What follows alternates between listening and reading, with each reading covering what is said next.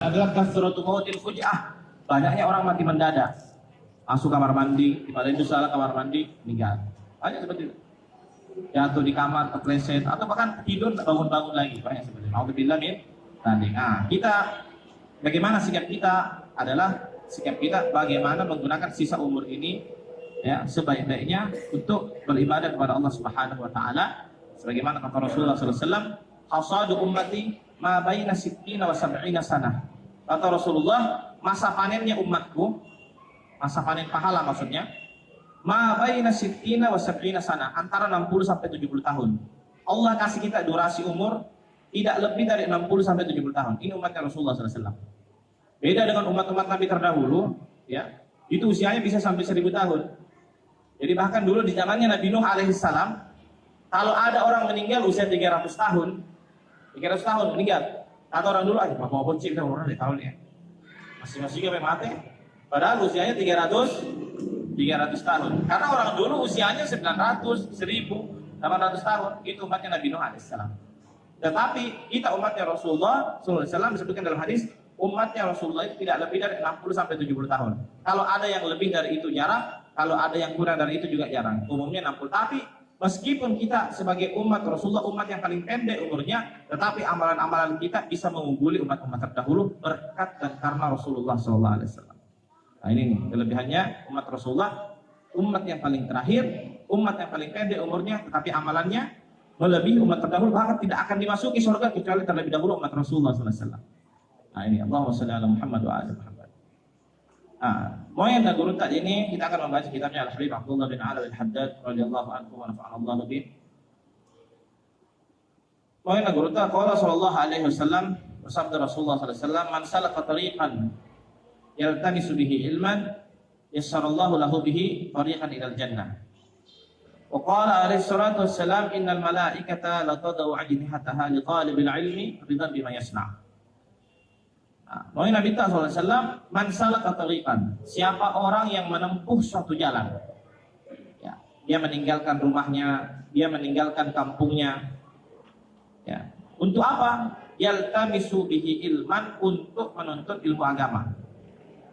Dia meninggalkan rumahnya, masih tadi nak dipilih wayat tadi, mai itu pengajian nih, di wayat tadi ini majelis taklim dia, untuk apa? Semata-mata untuk hadir majelis.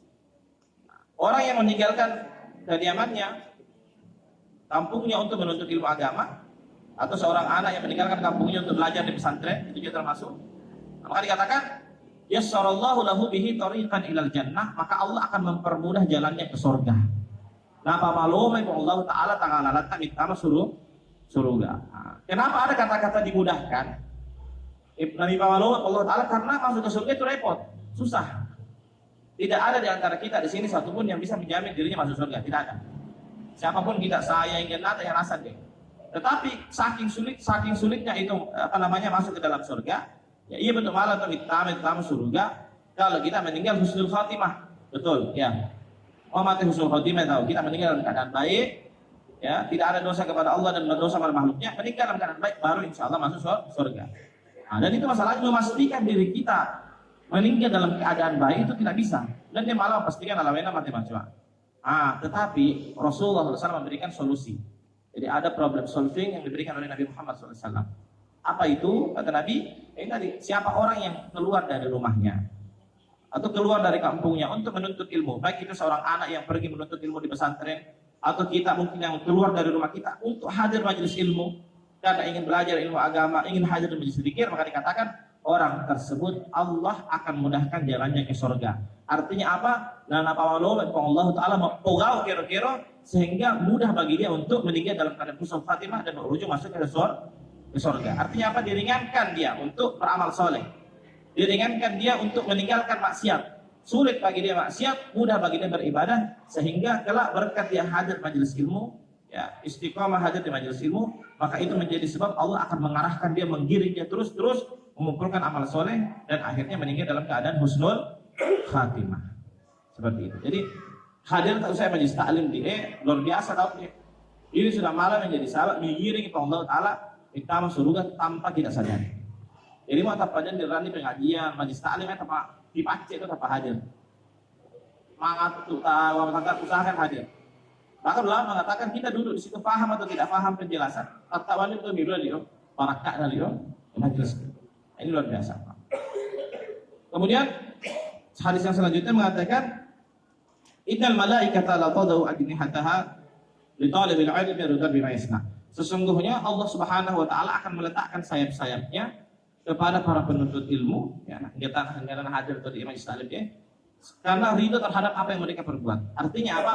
Waktu itu malaikat dibentangkan di sayapnya oleh alawita, berarti mirwani pamasing. Di mana ada malaikat, di sini tidak ada setan.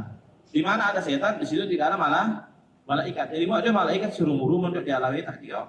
Karena hadir di majlis taklim dewasa dia, insyaallah ada setan di rumah ini. Baik itu setan pemarake atau setan yang akan membisiki kita untuk berbuat maksiat. Jika ia betul-betul untuk berbuat maksiat, kayak gini, makanya setan membisiki dalam alawita. Nah, ini luar biasa di majelis-majelis ilmu seperti ini. Jadi ini pentingnya kita majelis ilmu. Bahkan dulu diceritakan ya, ada salah seorang ulama yang belajar kepada gurunya, guru. Akhirnya ketika pada waktu itu, sekarang rapat di pesantren dia. Dia belajar bertahun-tahun tidak pernah pulang, tidak pernah pulang. Dan ini dia termasuk orang yang suka makan ikan. Kalau sana ada bau. Selama di pesantren dia bikin pak libur ada yang lama mali bau nama tula di wayau. Nah, akhirnya ketika libur dia pulang ke rumahnya. Ini ulama ketika masih belajar mali bau. Dia ambil beli ikan, dia bakar itu ikan. Sementara ikan dibakar, ada pengumuman di masjid.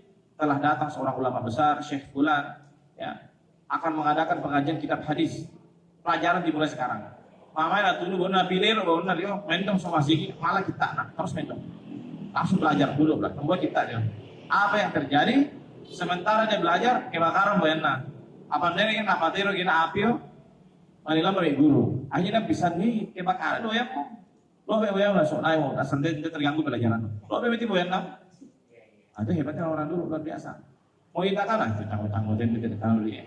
Ya mungkin kita, karena kita mungkin materi masih lebih besar daripada ilmu. Tapi bagi beliau ilmu itu lebih besar daripada materi.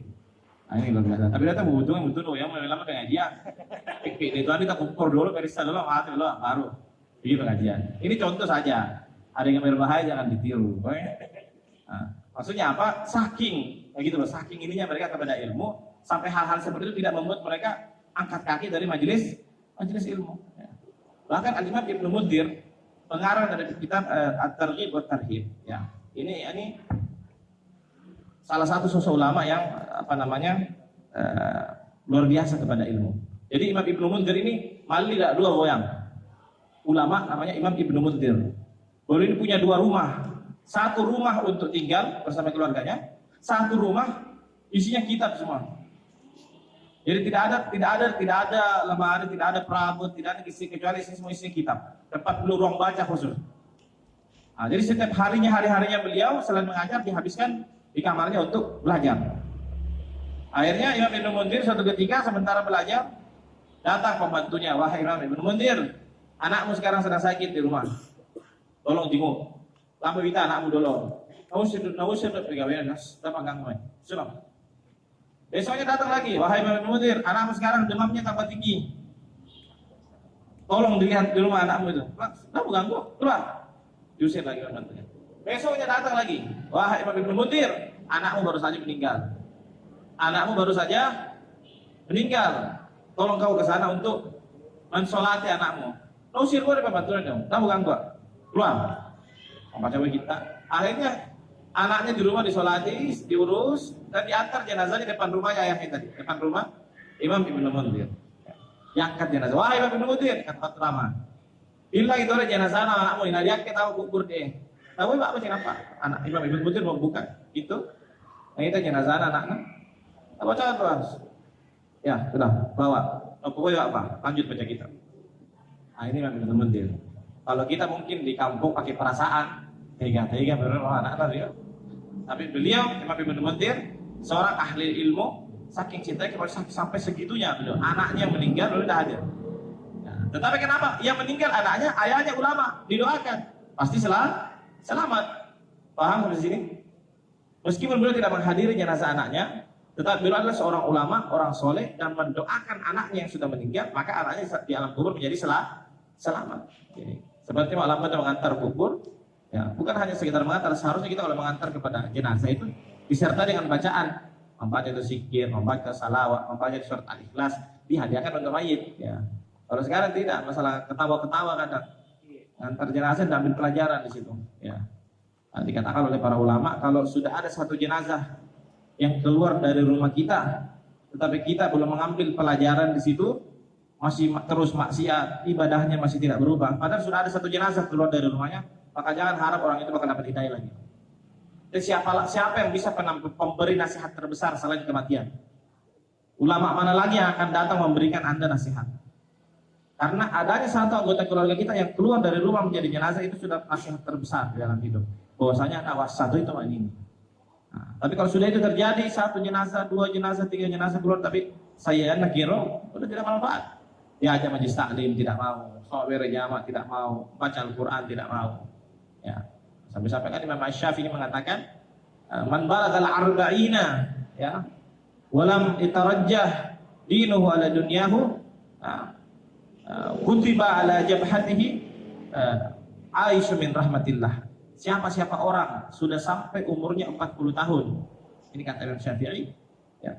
Siapa orang sampai umurnya pada usia 40 tahun, tetapi urusan dunianya masih dominan daripada ibadahnya.